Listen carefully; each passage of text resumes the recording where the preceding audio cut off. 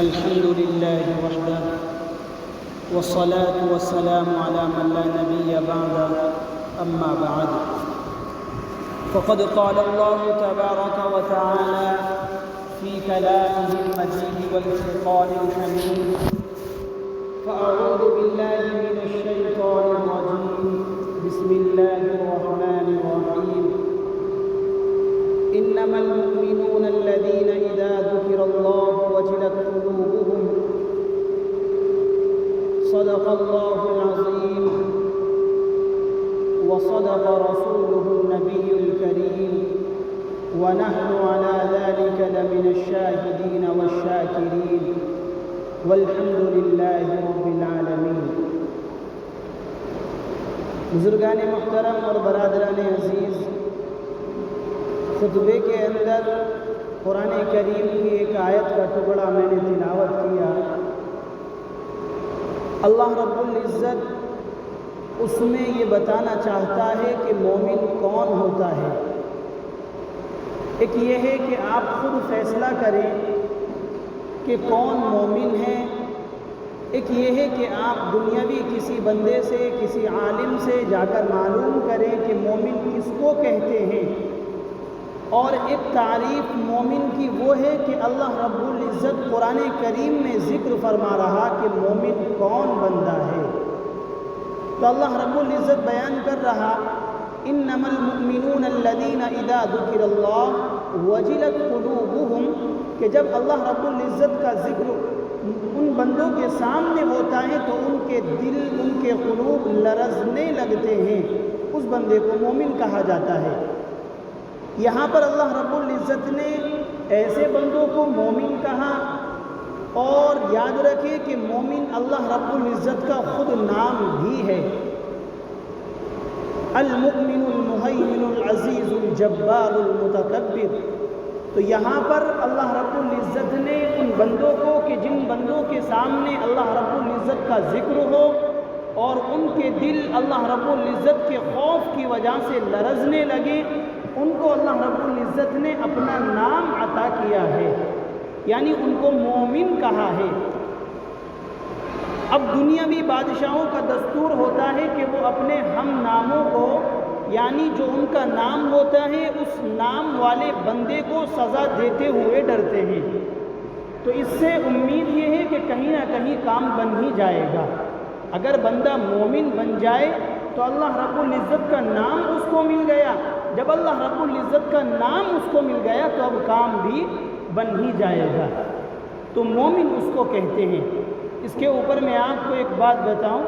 نبی علیہ السلام کے بعد سامنے ایک دیہاتی صحابی تشریف لائیں اور آنے کے بعد نبی علیہ السلام سے انہوں نے کیا کہا کہ یا نبی اللہ، کل قیامت میں جب حساب و کتاب ہوگا تو کون حساب لے گا؟ ان کے ذہن میں یہ بات تھی کہ آدم سے لے کر محمد صلی اللہ علیہ وسلم سارے نبی اور سارے نبیوں کی امتیں موجود ہوگی. تو آدم سے لے کر قیامت تک جو لامحدود زمانہ ہے، اس زمانے کے تمام لوگ وہاں میدان میں موجود ہوں گے. اتنا زیادہ رش اور اتنی زیادہ بھیڑ ہوگی.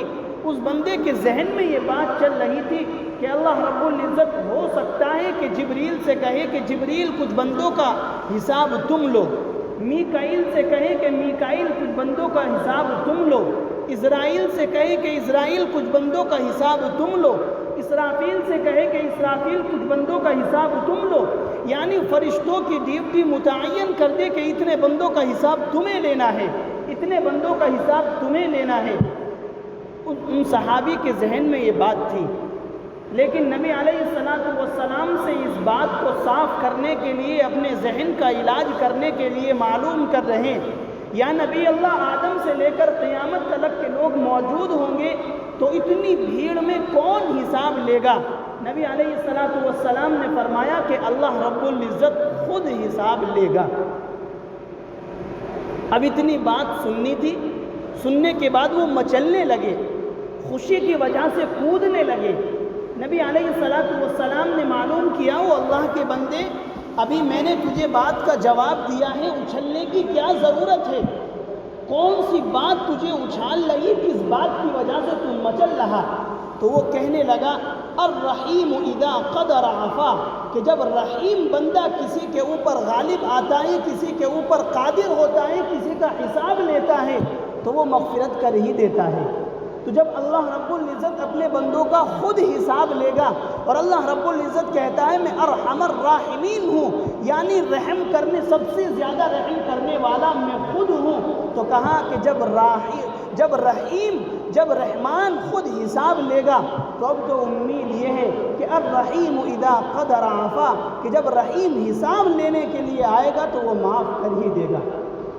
میرے دوستو، کل قیامت میں کون بندہ کامیاب ہوگا؟ وہ بندہ کامیاب ہوگا، اللہ رب العزت نے قرآن کریم کے اندر بیان کر دیا، مومن۔ اب مومن وہ بندہ ہے کہ جس بندے کے دل کے اندر اللہ بسا ہوا ہو، جو بندہ اللہ رب العزت سے محبت کرنے والا ہو۔ اب یہاں پر میں آپ لوگوں سے کہوں یا آپ مجھ سے کہیں کہ ہم تو اللہ سے محبت نہیں کرتے، نہیں، ہم بھی محبت کرتے ہیں۔ اگر محبت اللہ رب العزت سے نہ ہو تو یہاں پر جمع ہونا کس بات کا؟ آپ خود بتائیں، کیا کوئی یہاں پر حاکم موجود ہے؟ کہ یہاں پر کوئی وزیر موجود ہے؟ کہ یہاں پر کوئی سرکاری ملازم موجود ہے کہ جو ہماری حاضری درج کرا رہا، اگر ہم نہیں آ رہے تو ہمیں سزا دے رہا؟ نہیں، ایسی کوئی بات نہیں۔ یہاں پر ہم سب کا آنا یہ اللہ رب العزت کی محبت کی وجہ سے ہے۔ لیکن ایک محبت وہ ہوتی ہے کہ جس میں آدمی کا دل مچل جائے، دلوں میں کسی چیز کا بسا لینا یہ ایک الگ چیز ہے، اور روا روی کسی سے محبت کر لینا یہ الگ چیز ہے۔ آپ اس کو اس طرح بھی سمجھ سکتے ہیں کہ آپ نوجوان طبقے کے پاس جائیں اور ان سے معلوم کریں عشق کیا ہوتا ہے، کسی کے اوپر مرنا کیا ہوتا ہے، عشق مجازی کس کو کہتے ہیں، وہ صبح ہوتی ہے، شام ہوتی ہے، دن ہوتا ہے، رات ہوتا ہے۔ جس بندے سے یا بندی سے وہ محبت کرتے ہیں وہی چیز ان کے ذہن میں چلتی رہتی ہے۔ وہ کہیں خوشی کی جگہ میں ہے تب بھی وہ چیز ذہن میں ہے، کہیں غمی کی جگہ میں ہے تب بھی وہ چیز ذہن میں ہے۔ کیوں؟ اس لیے کہ انہوں نے اس چیز کو اپنے دل میں بسا لیا۔ آپ خود سوچیں کہ جو محبت فانی ہونے والی ہے، جب اس محبت کے بارے میں آدمی اتنا مگن ہو سکتا ہے تو اگر باقی رہنے والی محبت بندہ کرنے لگے تو وہ کتنا مگن ہوگا۔ ایک ہوتا ہے عشق مجازی اور ایک ہوتا ہے عشق حقیقی۔ جب مزاجی عشق کے اندر بندہ اتنا بےتاب ہو رہا ہے کہ اس کو ہر وقت اپنا محبوب اور اپنی محبوبہ نظر آ رہی، تو آپ خود سوچیں کہ اگر وہ بندہ اپنی حقیقی محبت اپنے رب سے کرنے لگے تو پھر کیا ہی لطف آئے گا۔ ایک صحابیہ ہے، اللہ رب العزت سے ہر زمانے میں محبت کی گئی، صحابہ کرام نے بھی محبت کی۔ آپ نے بے شمار لاتعداد ان کے واقعات سنے ہوں گے کہ صحابہ کرام نے اللہ رب العزت سے کس انداز سے محبت کی، اور اللہ رب العزت کے نام پر کس طریقے سے وہ مر گئے اور مٹ گئے۔ میں ایک صحابیہ کا آپ کو واقعہ سناؤں۔ ایک صحابیہ ہے حضرت خولہ بنت ثعلبہ۔ 28واں پارہ جہاں سے شروع ہوتا ہے، اسی عورت کے لڑائی اور جھگڑے کو قرآن کریم بیان کر رہا ہے۔ حضرت خولہ بنت ثعلبہ زمانے جاہلیت کے اندر ایک مسئلہ تھا جس کو زہار کہا جاتا تھا۔ وہ مسئلہ یہ تھا کہ اگر کوئی شوہر اپنی بیوی سے یہ کہہ دے کہ تو میرے اوپر میری ماں کی طرح ہے، یعنی جس طرح میرے اوپر میری ماں حرام ہے اسی طریقے سے تو بھی میرے اوپر حرام ہے، تو ان الفاظ کو کہنے کی وجہ سے 3 طلاق پڑ جاتی تھی، یعنی 3 طلاق کا حکم تھا۔ زمانے جاہلیت کی یہ بات ہے۔ حضرت خولہ بنت ثعلبہ ان کا جو شوہر تھا، چند بچے تھے ان کے شوہر سے ان کی کچھ بات ہوئی تو یہ کہہ بیٹھے کہ تو میرے اوپر میری ماں کی طرح ہے۔ اب یہ فوراً گھبرائی، ان کو مسئلے کا معلوم تھا کہ اب ہمارے دونوں کے درمیان نکاح ختم ہو چکا ہے، طلاق واقع ہو چکی ہے، اب یہ میرے اوپر، میں ان کے اوپر حرام ہوں، میں کیا کروں؟ تو یہ نبی علیہ السلام کے پاس یہ بندی پہنچتی ہے، اور پہنچنے کے بعد نبی علیہ السلام سے پوری صورتحال بیان کرتی ہے اور کہتی ہے میرے شوہر نے مجھے یہ الفاظ کہے ہیں، میرے شوہر نے میرے ساتھ زہار کیا ہے، میرے شوہر نے کہا ہے کہ تو میرے اوپر میری ماں کی طرح ہے، یا نبی اللہ بتائیں کیا حکم ہے؟ نبی علیہ السلام نے کہا کہ کہ خولہ بنت ثعلبہ ابھی تو وہی حکم چل رہا ہے، جو حکم چل رہا تھا وہی حکم باقی ہے، ابھی حکم بدلا نہیں، تمہارے درمیان 3 طلاق واقع ہو چکی ہے۔ یہ رونے لگی اور اتنا اس انداز سے آپ صلی اللہ علیہ وسلم سے گفتگو کر رہی ہے کہ قرآن کریم بیان کر رہا ہے قد سمع اللہ قول التی تجادلک فی زوجہا، کہ اللہ رب العزت اس بندے کی بات سن رہا تھا جو نبی علیہ السلام سے جھگڑ رہی تھی، فی زوجہا، اپنے شوہر کے بارے میں، یعنی اپنے شوہر کے بارے میں اس انداز سے کہہ رہی کہ یا نبی اللہ میری زندگی تباہ ہو چکی ہے، میرے پاس چھوٹے چھوٹے معصوم بچے ہیں، اب ان بچوں کو اگر میں اپنے پاس رکھوں تو کہاں سے کھلاؤں، اور اگر شوہر کو دوں تو تربیت کیسے ہو، یا نبی اللہ آپ بتائیں میں کیا کروں۔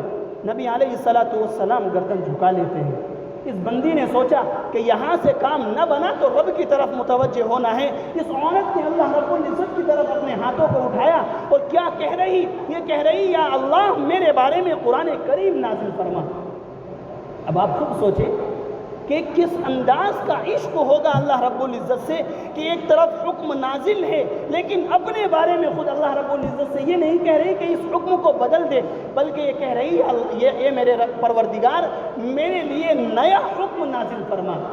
کوئی عشق تو ہوگا، کہا یا یہ میرے رب کوئی میرے لیے حکم نازل فرما، میں اپنی زندگی کو کیا کروں۔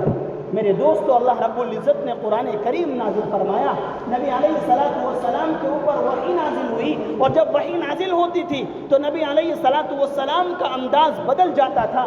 اگر چلتے ہوئے اونٹنی کے اوپر ہیں، اونٹنی بیٹھ جایا کرتی تھی۔ اس وقت گھر کے اندر تھے، اماں عائشہ موجود تھی۔ عائشہ وہ عورت ہے کہ جس کے بستر پر وحی نازل ہوا کرتی تھی، نبی علیہ السلام موجود ہے۔ اماں عائشہ سمجھ جاتی ہے، کہتی ہے کہ خولہ بنت ثعلبہ پریشان نہ ہو، نبی کے اوپر وحی آ رہی ہے، نبی کے اوپر وحی اتر رہی۔ خولہ بنت ثعلبہ اور زائد رونے لگتی ہے۔ وجہ کیا ہے؟ وجہ یہ ہے کہ اس وقت محمد صلی اللہ علیہ وسلم بھی موجود ہے۔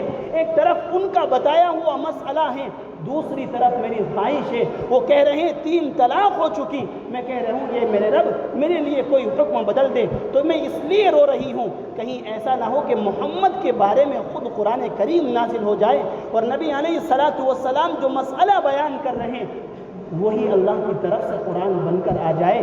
اس بات کو سوچ کر اتنا روئی کہ اماں عائشہ خود رونے لگی۔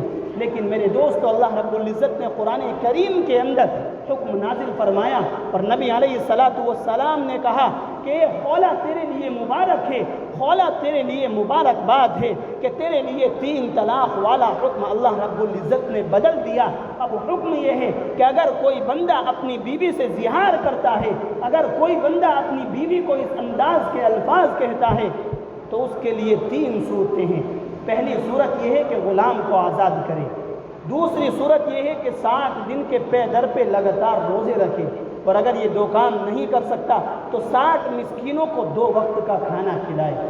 میرے دوستو یہ مسئلہ بتانا اس وقت مقصود نہیں، بتانا یہ ہے کہ اللہ رب العزت سے جن لوگوں نے محبت کی، میرے دوستو اگر مردوں نے محبت کی اس کے بھی بے شمار واقعات ہیں، اور اگر عورتوں نے محبت کی تو میرے دوستو اس کے بھی عجیب عجیب واقعات ہیں کہ اللہ رب العزت کے سامنے اپنی جھولی پھیلا کر اور حکم کو بدلا جا رہا ہے۔ میرے دوستو یہ تعلق نہیں تو اور کیا ہے۔ ایک عورت کا اور واقعہ بتاؤں جو صحابیہ نہیں غالباً تابعیہ ہے۔ وہ کون ہے؟ بڑا مشہور نام ہے اور رابعہ بصریہ ہے۔ ان کا انداز کچھ اس طرح کا تھا کہ رات ہوتی تھی تو رات ہونے سے پہلے کہتی تھی کہ آج کی رات قیام کی رات ہے، یعنی آج پوری رات اللہ رب العزت کے سامنے کھڑے ہو کر گزرنے والی رات ہے۔ کوئی رات آتی تھی تو رات آنے سے پہلے کہتی تھی یہ اللہ کی بندی کہ آج کی رات رکوع کی رات ہے، یعنی رکوع میں جا کر اللہ رب العزت کے سامنے جھک کر کے اور اللہ کی تسبیح بیان کرتے کرتے رات گزر جاتی تھی۔ کبھی رات آنے سے پہلے کہتی کہ آج کی رات سجدے کی رات ہے، یعنی اس انداز کا عشق تھا کہ جب صبح صادق ہوا کرتی تھی تو سجدے سے سر اٹھا کر کے کہتی تھی اے میرے رب میرا عشق کم نہ رہا، تیری رات کم پڑ گئی۔ میرے دوست رات کا وقت ہوا کرتا تھا، اللہ رب العزت کے سامنے ہاتھوں کو پھیلاتی تھی اور یہ اللہ کی بندی یہ کہتی تھی اے میرے پروردگار یہ وہ وقت چل رہا کہ جس وقت تمام بادشاہوں کے دروازے بند ہو چکے، تمام انسانوں کی آنکھیں بند ہو چکی ہیں، تمام لوگ سو چکے ہیں، اگر اس وقت دربار کھلا ہے تو یہ میرے پروردگار تیرا کھلا ہے، میں تجھ سے نہ مانگوں تو کس سے مانگوں؟ جس کا دربار ہمیشہ کھلا رہتا ہے، جس کا دربار کبھی بند نہیں ہوتا، جب چاہے بندہ جھولی پھیلا لے، رب کا دربار کبھی بند نہیں ہوتا۔ رب کا دربار تو وہ ہے، ایک بندہ وہ ہے کہ دربار کھول دے اندر بیٹھا رہے، اور ایک وہ ہے، ایک شخصیت وہ ہے میرے دوستو، ایک ذات وہ ہے کہ اپنے دربار کو کھول کر 24 گھنٹے میں ایک وقت ایسا آتا ہے کہ اللہ رب العزت اپنے بندوں کو خود پکارتا ہے اور کہتا ہے حل من مستغفرین، ہے کیا کوئی بندہ جو اپنے گناہوں کو معاف کرانا چاہتا ہے کوئی بندہ جو گڑ گڑا کر کے میرے سامنے مجھ سے طلب کرنا چاہے، ہے کوئی بندہ حل من مسترزقین، کیا کوئی بندہ ہے جو پریشان حال ہے وہ اپنی جھولی پھیلائے اور میں اس کو رزق عطا کروں؟ کیا کوئی بندہ ہے جو بیمار ہے وہ اپنی بیماری کے بارے میں مجھ سے کہے؟ میرے دوستو یہ وقت کون سا ہوتا ہے؟ یہ وقت وہی ہوتا ہے جو ہمارے سونے کا وقت شروع ہوتا ہے۔ وہ کون سا وقت؟ 1 اور 2 بجے کے بعد، یعنی یہ تہجد کا وقت ہوتا ہے۔ آج کل ہمارا ماحول اس انداز کا بن چکا ہے کہ 1 اور 2 تو ادھر ادھر نہ جانے کس انداز کے کاموں کو کر کے گزر جاتا ہے، اور ادھر ادھر بیٹھ کر چوراہوں پر کھڑے ہو کر ہوٹلوں کے اندر اپنے آپ کا وقت ضائع کر کے، اور جب وقت آتا ہے میرے دوست رب کا دینے کا اور رب کے پکارنے کا تو اس وقت ہم سوتے ہیں، اور اس انداز سے سوتے ہیں کہ میرے دوست پھر ہمیں صبح کی نماز کا بھی پتہ نہیں ہوتا۔ صبح کی نماز میں آپ مسجد میں آ کر دیکھیں تو آپ کو معلوم ہوگا کہ مشکل سے 5-6% لوگ ایسے ہوتے ہیں جو فجر کی نماز پڑھتے ہیں۔ کیا وجہ ہے؟ کس کو معلوم نہیں کہ صبح میں فجر کی نماز ہونی ہے؟ کس کو معلوم نہیں فجر کی نماز کا وقت؟ کون بندہ ایسا ہے کہ وہ اٹھ کر کے کہے کہ میں سوچ رہا تھا کہ فجر کی نماز 8 بجے ہوگی، میں سوچ رہا تھا فجر کی نماز 9 بجے ہوگی، میں مسجد میں آیا تو کوئی نمازی نہیں تھا؟ کس کو معلوم نہیں کہ فجر کے 24 گھنٹے کے اندر 5 مرتبہ رب پکار رہا؟ میرے دوست معلوم سب کو ہے، اگر ہمارے قدم رب کے گھر کی طرف نہیں اٹھ رہے میرے دوست یہ عشق کی کمی ہے۔ اگر عشق بھرپور ہوتا اور عشق ہوتا آپ کو تو میرے دوست، اور عشق ہوتا ہم سب کو تو ہم ہر مرتبہ جب بھی رب پکارتا تو ہم آتے، جب رب کہتا حی علی الصلاۃ آؤ نماز کی طرف تو ہم نرم نرم بستروں پر رب سے یہ سوال کرتے اے میرے رب میں آؤں گا تو ملے گا کیا؟ اے میرے رب تو مجھے اس وقت نرم بستر سے اٹھا رہا، وجہ کیا ہے؟ تو اللہ رب العزت خود جواب دلوا رہا حی علی الفلاح، اے میرے بندے تیری کامیابی یہی ہے، اے میرے بندے تیری کامیابی نرم نرم بستروں پر لیٹ کر نہیں، تیری کامیابی میرے دربار میں آ کر ہے۔ تو میرے دوستو آج یہ دنیا کے حالات، آج یہ ہمارے اوپر مظالم کیوں ڈھائے جا رہے؟ میرے دوستو وجہ اس کی بس یہی ہے کہ ہمارا رب سے تعلق نہیں، ہمارا رب سے صحیح تعلق نہیں۔ خواجہ معین الدین چشتی رحمۃ اللہ علیہ، ان کے بارے میں آتا ہے کہ انہوں نے اپنی امی سے کہا کہ امی جان، میں نے خواجہ نظام الدین اولیاء کی یہ بات ہے، خواجہ نظام الدین اولیاء عید کا چاند دیکھتے ہیں، بچپنے کا زمانہ ہے، کہتے ہیں امی جان میں نے چاند دیکھا ہے۔ ماں کہتی ہے بیٹا تو نے چاند تو دیکھا لیکن آئندہ چاند دیکھے گا مجھے نہیں دیکھے گا۔ بچہ سمجھ گیا کہ ماں کیا کہنا چاہتی ہے، بچہ چپٹ گیا اور ماں کو چمٹنے کے بعد رونے لگا اور کہا ماں کہاں جا رہی ہے اور مجھے کس کے حوالے چھوڑ کر جا رہی؟ کہا جس کے حوالے چھوڑ کر جا رہی تہجد کے وقت آ جانا بتا دوں گی۔ میرے دوستو یہ خواجہ اپنی ماں کے پاس پہنچتے ہیں، اپنی ماں کے پاس پہنچنے کے بعد تہجد کے وقت ماں ان کا ہاتھ اٹھاتی ہے اور آسمان کی طرف بلند کر کے کہتی ہے اے میرے پروردگار میں جا رہی ہوں لیکن اپنی اولاد کو تیرے بھروسے چھوڑ کر جا رہی ہوں۔ میرے دوستو جو مائیں اپنی اولاد کی اس انداز سے تربیت کریں تو میرے دوستو ان کی اولاد کا نام دنیا میں روشن کیوں نہ ہوگا؟ آج ہم ادھر ادھر اپنی امیدیں لگائے ہوئے ہوتے ہیں، رب سے ہمیں کچھ امید نہیں ہوتی۔ میرے دوستو اگر کامیابی چاہتے ہیں اپنے دلوں میں اپنے رب کو بسائیں، ہر وقت ہر برے ہر اچھے کام میں ہم اپنے رب کو یاد کریں، ہر پریشانی میں رب کی طرف جھولی اٹھائیں۔ اگر اس انداز سے زندگی گزاریں گے تو میرے دوست تو ہماری زندگی پھر کامیابی کے ڈگر پر چل رہی، اور اگر اس سے ہٹ کر ہم رب کو بھول کر زندگی گزار رہے تو میرے دوست تو اس کے بعد کوئی کامیابی کی گارنٹی نہیں۔ دعا کرے اللہ رب العزت جو کچھ کہا گیا اس پر عمل کی توفیق عطا فرمائے، آمین۔ وآخر دعوانا الحمدللہ۔